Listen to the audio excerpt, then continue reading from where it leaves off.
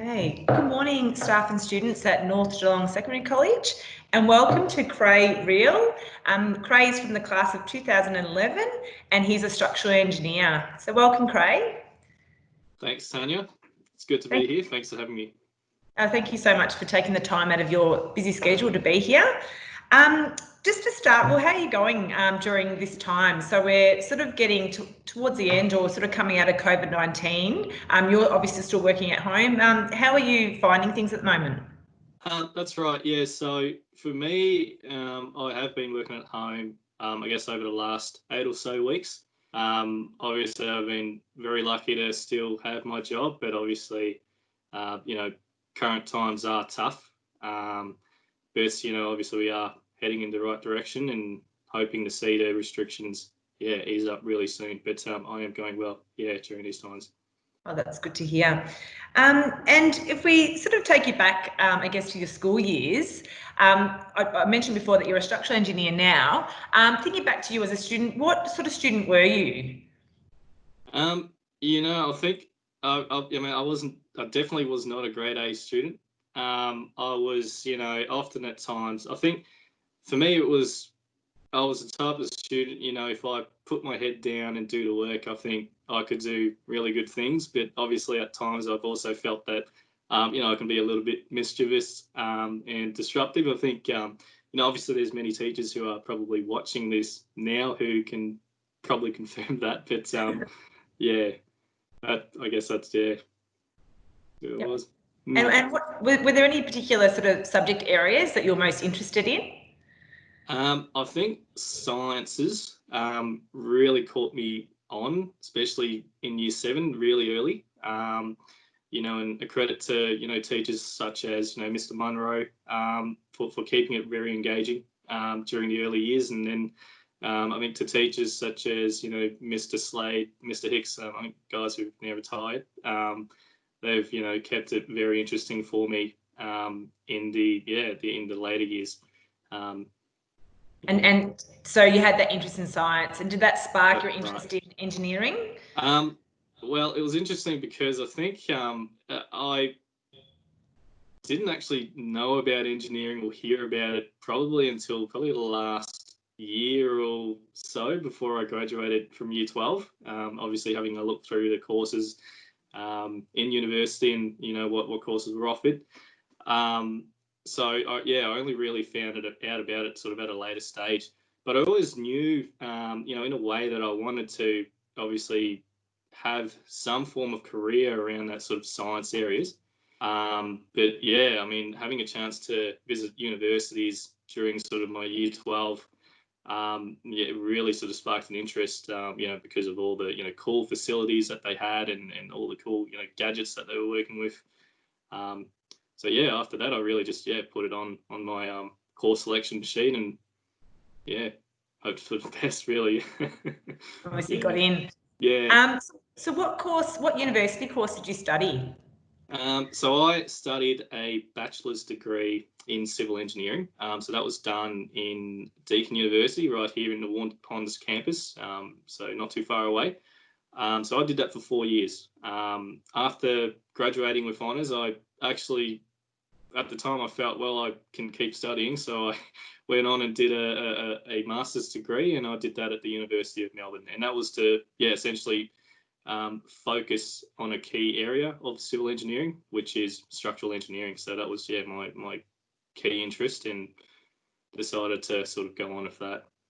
And was that another year or was that 2 years? That was a year and a half. So I was able to get some credit from some of the structural engineering subjects that I did do in my 4-year degree. That was able to count and essentially sort of reduce the 2 years course down to about a year and a half.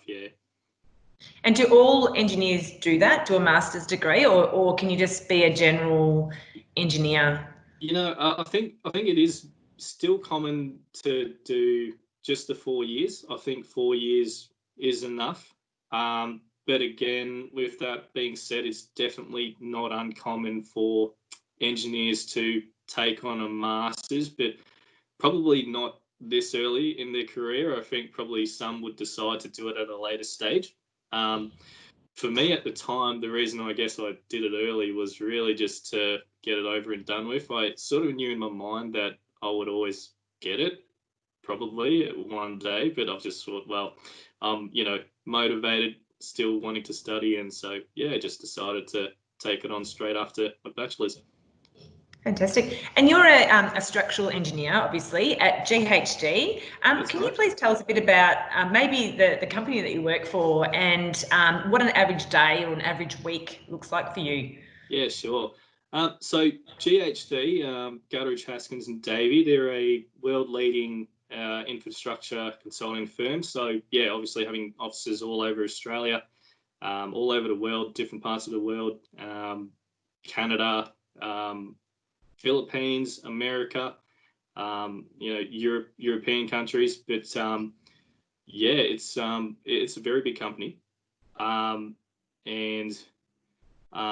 yeah, obviously they're involved in you know, very different types of structures, different fields of engineering also. So it's not just civil engineers or structural engineers. It's also obviously your electrical engineers, architects, and even environmental scientists. So it really has become sort of a multidisciplinary sort of a firm where, you know, you have all these great minds working together on a certain project.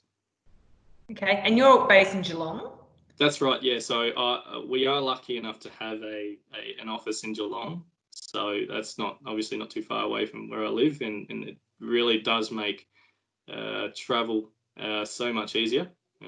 Yeah, being so close, and yeah, right near the waterfront. So there are times when I can really enjoy those good sunny days during lunch. Yeah. And what sorts of things do you do in the average day, or does it really vary? It does vary, I guess. You know, one of the main things that I do is, you know, structural analysis and design. Essentially, you know, that's what structural engineers are expected to do. But what it is basically to simulate a structure long before it's built, right? So obviously we don't have the practical means to build something and then, okay, well, it's wrong, let's knock it down and build it again, build something better. So what we do is, yeah, we tend to, you know, depending on the complexity of the structure, we model it, you know, on a computer program, or we can do some simple calculations to essentially design it against, you know, various types of forces. You know, you got your gravity forces, your wind forces, earthquake forces, you know, just to name a few. And obviously they're, you know, very unique for each type of structure. Yeah. So I do that couple of days, or, you know, depending on the type of project, it could last for weeks or maybe even months, just to sort of do these things, just to make sure we get it right, because, you know, obviously we can't get it wrong, or, you know, consequences would be very severe, but you know, not to scare anyone, but yeah, so I do that, and sometimes I would, you know, then have meetings with, you know, senior engineers, sometimes it'd be with clients, just to sort of make sure that everyone's on the same page. Every design has to be understood by everyone from, you know, every single party. And I think that's, you know, a very cool thing. It's just the amount of detail of collaboration that goes on for some of these projects. Yeah. Okay. And just going on that collaboration, like, is that one of the essential skills, do you think, in your profession, or are there any other skills that are vital in you know, getting those projects through and done, you know, correctly? Yep. So yeah, collaboration is definitely key. So good communication skills is probably a part of that. I think, you know, if you're able to communicate something clearly to and from a party, it prevents, you know, something going on at a later stage. So that's a good skill to have. A few more good skills I think one needs to have are, you know, good problem-solving skills for an engineer. So essentially, that's what engineers do. They solve problems. You know, they have a client that has something that needs to be done, but obviously, engineers need to have the you know, problem-solving skills to be able to, you know, methodically show the solution to the client in a way that it's understandable. So yeah, that's probably another important skill. Lastly, I also noticed, because you sent me a skills sheet, I think emotional intelligence is definitely one. Obviously, the ability for someone to understand their own emotions, but also the emotions of others, I think is very important, because people who have that, I think, are more self-aware, and they can work well with others. So it's a big thing that most companies are taking on now. We're quickly finding that companies aren't necessarily looking for IQ or intelligence or smart people. They're wanting to find people who can work well with others. Yeah. Yeah, and just on that, the top 10 skills of 2020 that I sent you, that seems to be sort of climbing up the ranks, and amazingly complex problem solving was number one. So it's interesting that it's required in your profession. Going back to your work, and maybe can you think about a particular project that you've been involved in that that may have been one of your favourite projects, or something that's sort of stuck in your mind? Is there one that has stood out for you? I think the one that has been the most meaningful so far is a project that I've done really close to about a year ago now, but it was essentially to refurbish an existing church building, to essentially modify it to a different purpose, which was to make it into a boarding school for Aboriginal girls. So we did this in Melbourne, and what was it? So yeah, it went over a couple of months, but we did all of the services pro bono. So obviously, I think it was subsidised by the government, but to me that has the most meaning, because I think that, to me, it was why I wanted to become an engineer in the first place, is to obviously make a lasting sort of effect on other people's lives in some way. So yeah, that has the most meaning to me, and I think it will be for a little while longer. Yeah. Okay, fantastic. And does your company do a bit of that work? Like, do they do a specific amount of pro bono work each year, or does it just depend on need? It does. I think it does depend on need. I know that we do get involved in the community along, with having our employees sort of do volunteering work and all that. But in terms of pro bono services, I'm not too sure. That was probably the first one I've ever done for me in my career, which was probably why it made it particularly special for me. Yeah. Yeah, oh, that's great. And on that, I mentioned to you that I was stalking you on LinkedIn, looking at your profile, and you've obviously been involved in a bit of volunteer work at your current workplace and at, is it Intax? Is that what it's called? No? Yeah, so Interax Consulting Engineers. Yeah, that's right. Former employer. Yeah. Yes. Can you just share a bit about your voluntary work and your motivation behind this, and maybe what you've learned about yourself whilst being involved in this type of work? Yeah, sure. So I think voluntary work for me began really early during my university years. So obviously I started out with Engineers Without Borders. We went around to Victorian high schools, well, in the Geelong region anyway, just promoting, humanitarian engineering and what it's all about. We actually ran a program to North Geelong Secondary College, a number of years ago, back in 2014, I think. So yeah, that was quite special, and then obviously progressing on to my ARDOC Youth Foundation, which I did with Interax Consulting Engineers, which was essentially to help out primary aged school students with their maths, and we've done that through online blogs, which was fun, and then having a chance for them to sort of come to our workplace to see how engineers operate and all that cool stuff. Yeah. At the moment, I'm volunteering with One Care as part of, I guess, GHD's social responsibility. So they're essentially, what I essentially do in that role is, I deliver and help serve meals to the community in need. So I do that once every 3 weeks, 3 or so weeks. And I think what motivates me to do that is essentially, well, one, you're going to be picking up skills, skills that you probably won't be able to pick up in your work. Obviously, with One Care, I'm learning how to cook and all that stuff, so it's pretty cool. And I think another thing is the fact that, to me, it does make you feel a bit better, knowing that you've impacted, the lives of so many others in some form of positive way. I think that is very important. And yeah, it's also a chance for you to, obviously get out of work for a couple of hours and really do some good. Yeah. Yeah, that's always a bonus.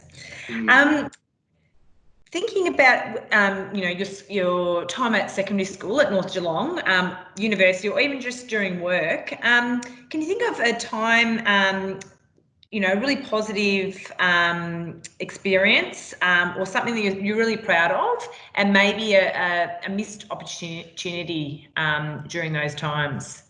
Does something stand out to you at all? I think, especially during secondary college, I think probably my most proudest moments is obviously all the friends that I've had a chance to make.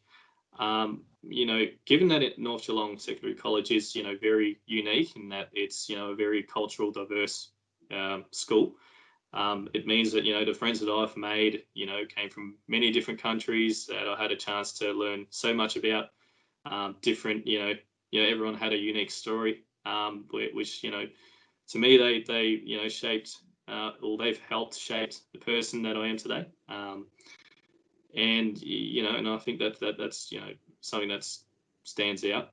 A missed opportunity, I would say, was again during my schooling years, probably not doing a little bit more of extracurricular activities. I think there's so many things that I've missed out on. Things like your school councils and your human powered vehicle programs. I don't know if they're still running, but I hope they are, and I hope students get involved. But it's just all of those things, because I was always a student that liked to just go to school, learn the stuff, for about 6 or so hours, and then go home. I think to me that's probably my greatest regret, is not having a chance to pick up some more skills and meeting new people, making more memories through those activities. Yeah, it's great reflection. And I guess you're doing that now, aren't you, through your volunteering work and whatever you're interested in and part of outside your work, which is great. So we've looked at your skill set. We might look at, or might even finish here actually on this question. And I guess it probably sort of touches on what we just touched on then, but knowing what you know now, what advice would you give your teenage self? So if you could go back in time, what would you be telling yourself as a 16, 17-year-old North Geelong secondary college student? I think the very important thing is to probably have a diverse skill set. If you take me, for example, again, there's, I heavily focused on, your sciences and your maths. But, I feel that even today, I lack skills in, your businesses and your laws and all that. So, at times it's proven to be very detrimental. People could tell me all about all these accounting stuff and I'd just stand there blank face and be like, oh, don't know what you're saying, unfortunately. But yeah, I think that it's very important to, obviously, I understand that there is a push for, your STEM related subjects. It's a good thing, obviously, because it helps with, your logical thinking. It helps with, problem solving and all that. It's good. But I think if I could also point students towards, your creative areas as well, things such as, learning a new language or picking up an arts course or something. I think that is very important. So yeah, really just to become a jack of all trades, cover as many subjects as possible, volunteer or, go into extracurricular activities as much as possible. Because I think the more diverse your skill set is, obviously, the more adaptable you become. And I think ultimately the more adaptable you become is actually the more future-proof you are. You know, we're seeing times, you know, changing a lot. And I think, you know, the world is also changing with it. And then, yeah, obviously we need to also change with it as well. So that's probably advice I'd give to myself. Yeah. I probably could have been an astronaut by now if I listened to all that. Yeah. Possibly. I think it's pretty impressive that you're a structural engineer, but yeah, the possibilities are endless. And just on that, I need to mention, because I think it's pretty amazing, you're you know, able to speak 3 languages. I think that's pretty impressive. Talking about that, you know, transferable skill set and you know, being a jack of all trades. I think you've got a few skills there that I'm sure will come in handy at some stage. Yeah, definitely. Thank you so much, Kray, for your time. We really appreciate it. I'm sure you will hopefully spark an interest in a student or students at North Geelong. And hopefully when we do open our doors again to visitors, you can come on site and speak face-to-face with students. Yeah, definitely. No, thank you for having me, Tanya. And yeah, I hope, you know, there are students that can take all this on board. And yeah, I definitely look forward to it. You know, definitely look forward to helping out where I can. So, you know, I think that's something that I do owe to the school for, you know, for the years that they've you know, put into me. So yeah, thank you very much.